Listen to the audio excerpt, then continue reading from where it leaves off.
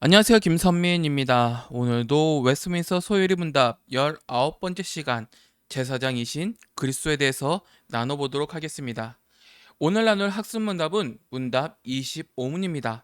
그리고 오늘 본문은 히브리서 4장 14절부터 16절까지의 말씀입니다.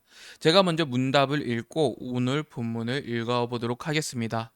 25문 그리스도는 제사장 직분을 어떻게 행하십니까? 답 25.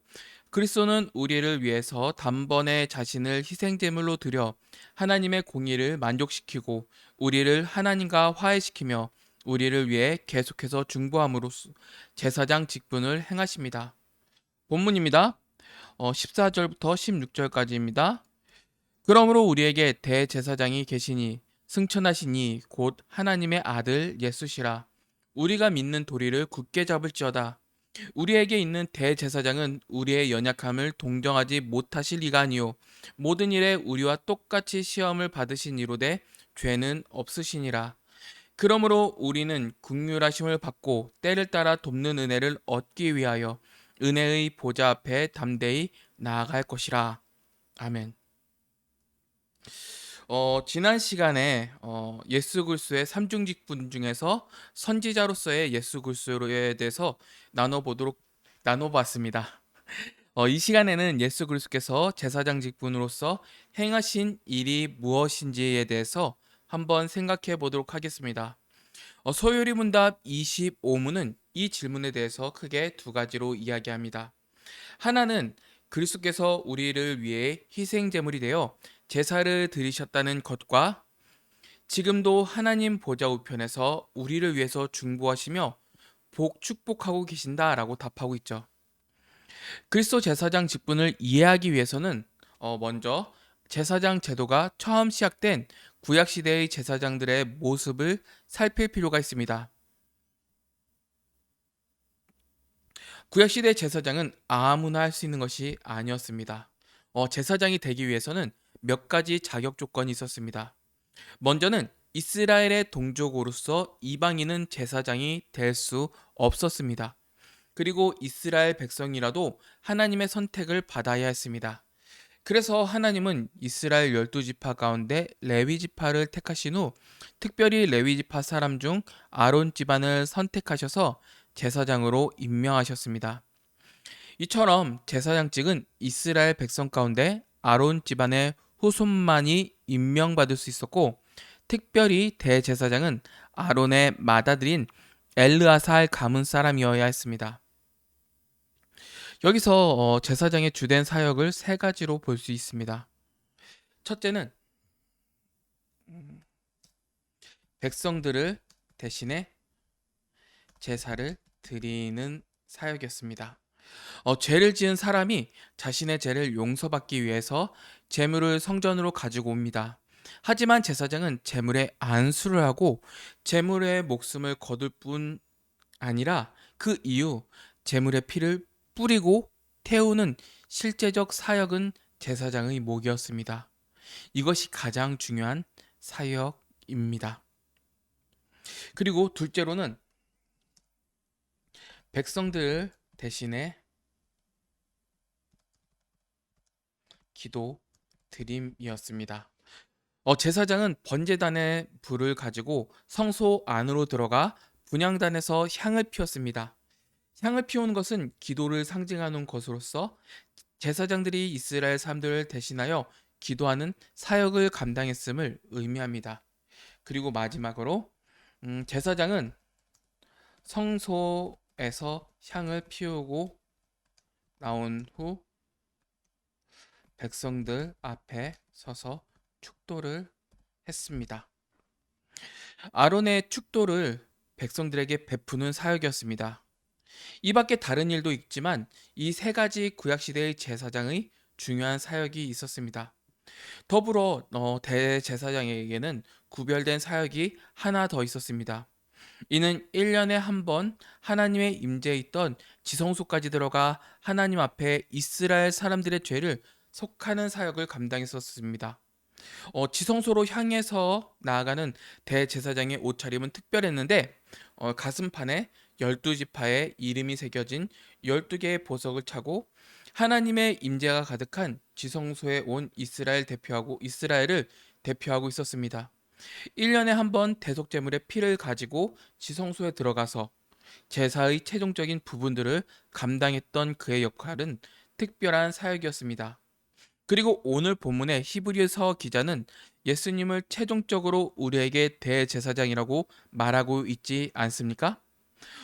여기서 우리가 한 가지 생각할 점은 구약 성경에서는 제사장이 되려면 여러 가지 까다로운 자격 조건이 있어야 했는데 레위 지파도 아론의 후손도 아닌 예수님께서 어떻게 대제사장이 될 수 있는가라는 점입니다.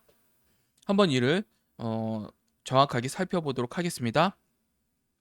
영원한 대제사장이신 예수 그리스도. 그중에 첫 번째는 멜기세덱의 반차를 쫓는 대제사장입니다.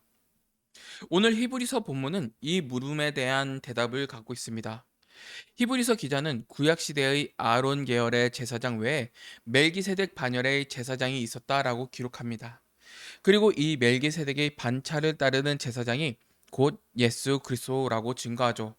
이어 7장에서는 멜기세덱의 반열의 제사장의 특징이 드러납니다. 먼저 1절부터 3절에서는 멜기세덱은 아론 계열의 제사장과 달리 왕직을 겸임할 수 있었습니다. 멜기세덱은 아브라함 시대의 살렘, 후에 예루살렘이 되겠죠? 살렘의 왕이었습니다.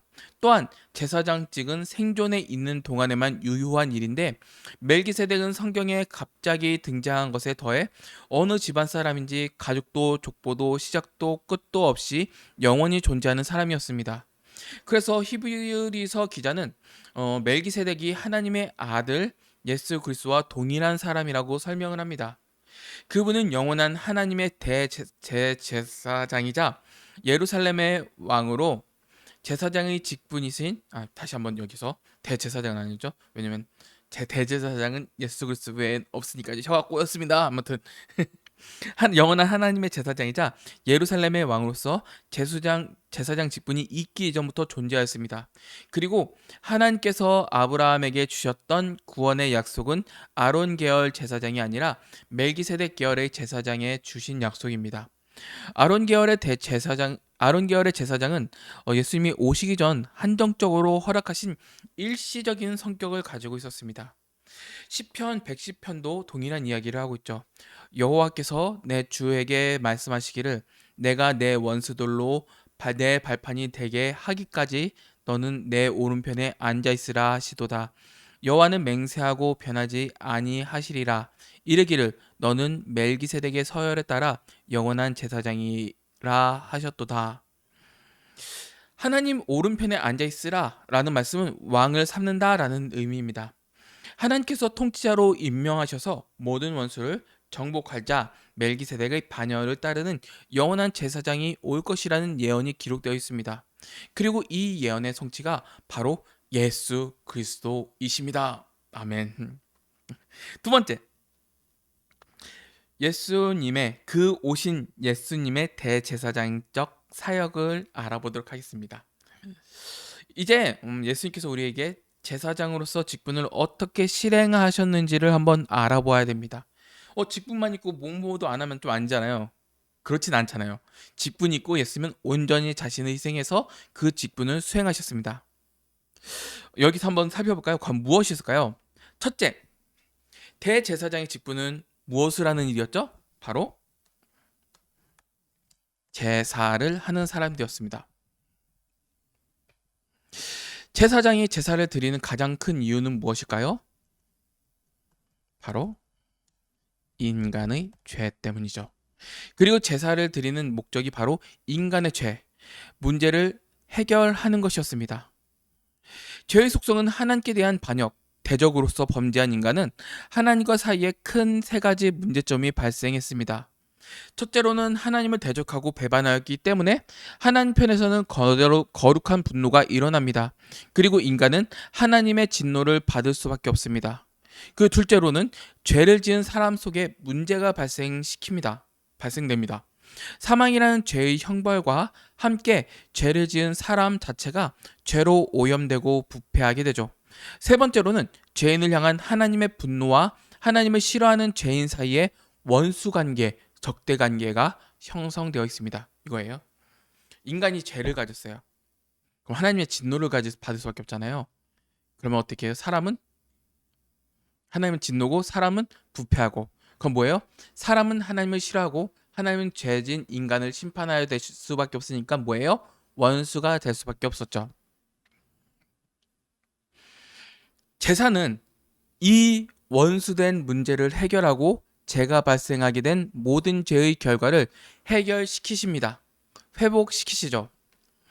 번제라는 제사는 죄인을 대신하여 번제물이 하나님의 진노를 받음으로 죄인을 향한 하나님의 진노를 멈추게 합니다.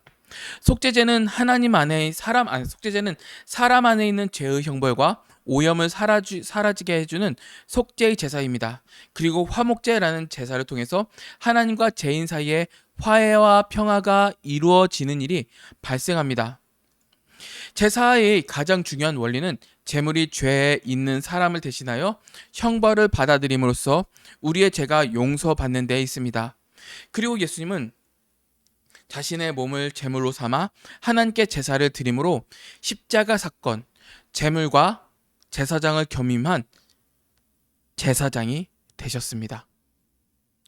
수천 년 동안 성전에서 드려진 수없이 많은 제물로 상징되었던 모형의 참된 성취를 예수님께서 이루셨죠. 예수님은 영원히 단번에 우리의 죄를 용서받을 수 있도록 자기 자신을 하나님 앞에 완전히 드렸습니다. 예수님이 드린 제사는 영원하며 단 한 번의 제사로 완성되었습니다. 그래서 우리는 하나님 앞에 제물을 바치는 제사를 드릴 필요가 없게 되는 것입니다. 제사의 결과가 무엇일까요? 바로 죄인들을 향해 쏟아지는 하나님의 진노가 멈추게 된 것입니다. 그러므로 이제 예수 그리스도를 자신의 제사장으로 삼는 사람들은 예수님이 제물이 되어 주시기 때문에 하나님의 진노를 면하게 됩니다. 더 이상 그를 향한 하나님의 정죄는 없습니다. 우리는 그리스도께서 잡히시기 전날 밤 진액을 쏟으며 기도하셨던 겟세마네의 기도를 기억하여야 합니다. 깊은 기도의 내용은 우리가 다 알 수는 없지만 예수님께서 하나님께 하실 수만 있다면 옮겨주시기를 청하였던 그 잔이 무엇이었을까요? 바로 하나님의 진노의 잔이었습니다.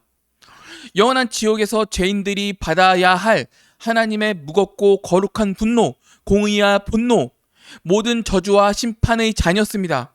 그리고 하나님께서는 아버지의 뜻대로 순종하심으로 우리를 대신해 온몸으로 그 잔을 받으셨습니다.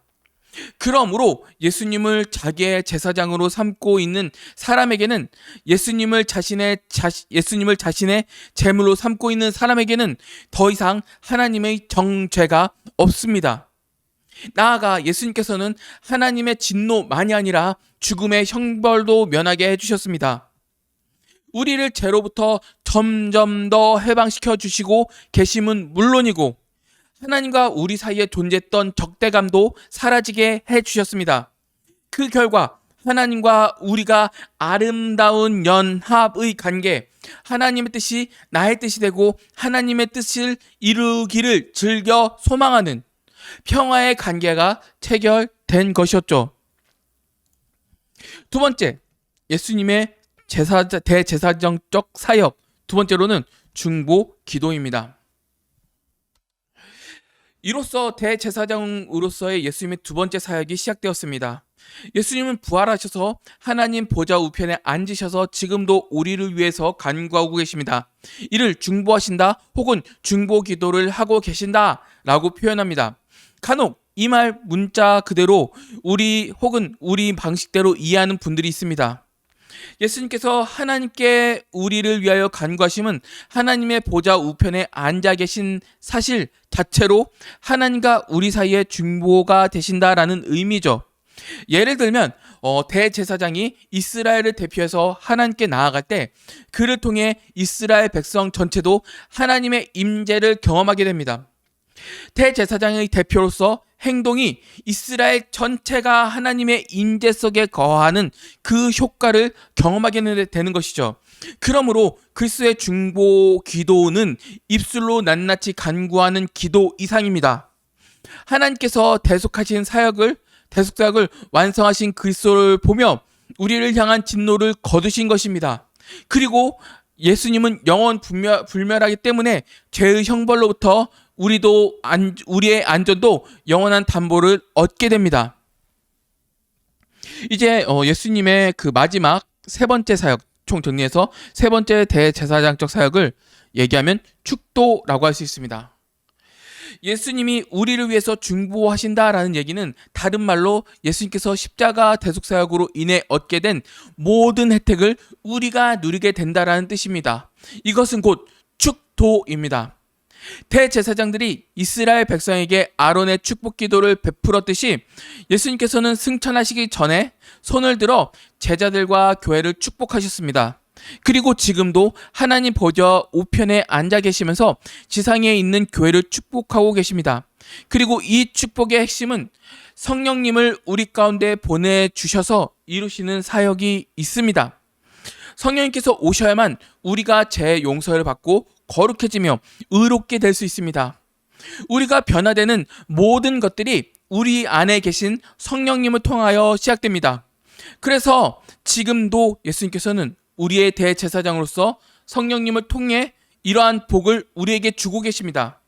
영적인 복뿐만 아니라 때마다 우리에게 돕는 은혜를 주셔서 개인과 가정에 필요한 물질적, 육체적인 도움도 채워주십니다.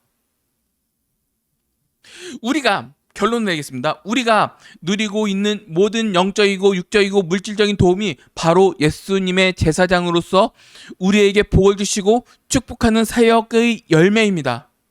이 대제사장이 우리와 함께 있습니다.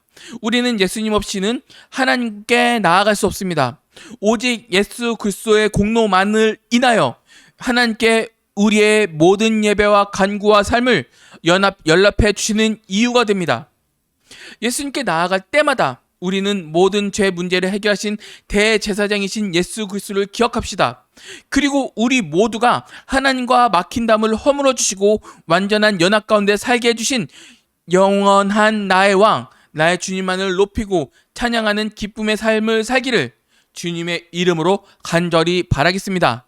이만 마치겠습니다.